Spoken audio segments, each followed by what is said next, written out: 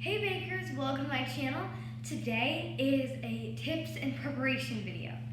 Always what you do first is put on your apron. Unfold your apron and put it over your head and tie it. If you need help tying your apron, ask your parent.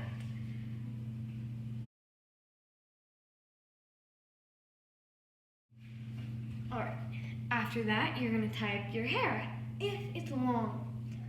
If your hair drags inside of your food, it's really disgusting and it will get really messy. So it's always important to tie up your hair. Next, you're going to come over to your sink, wash your hands. We're going to start by rinsing,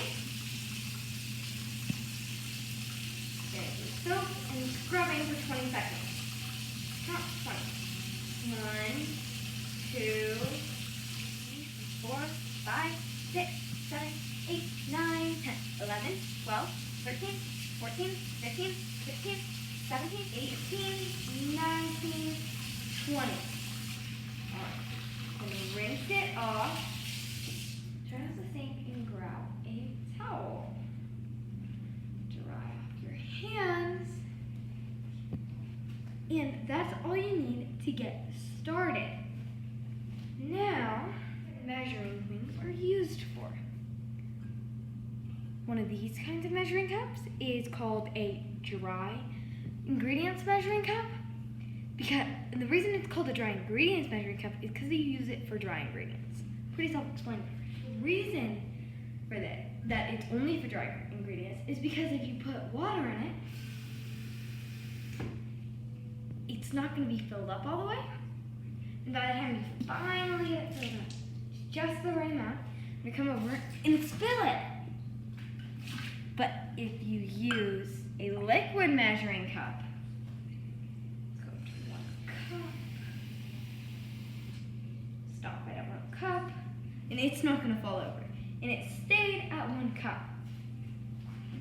Done. With your dry ingredients measuring cup, you're going to use it for flour, white sugar, confection sugar. Then you're going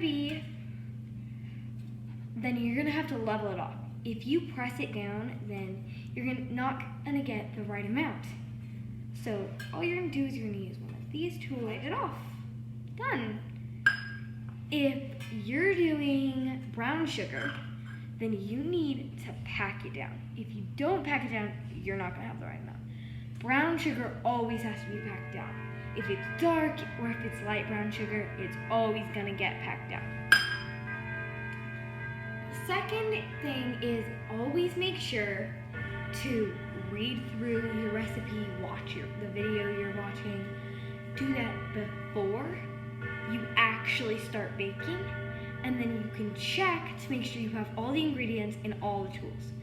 Because if you're halfway through it and you don't have all the ingredients or all the measuring tools, then you're not going to be able to finish your baking project. And when I start baking, I like to put all my ingredients in the side of a bowl so that I'm going to have a different bowl for every single ingredient, and I can just pour it in the second I need it. And it worked really well, and it makes the process go a lot faster. Alright, that's the end of this tips and preparation video.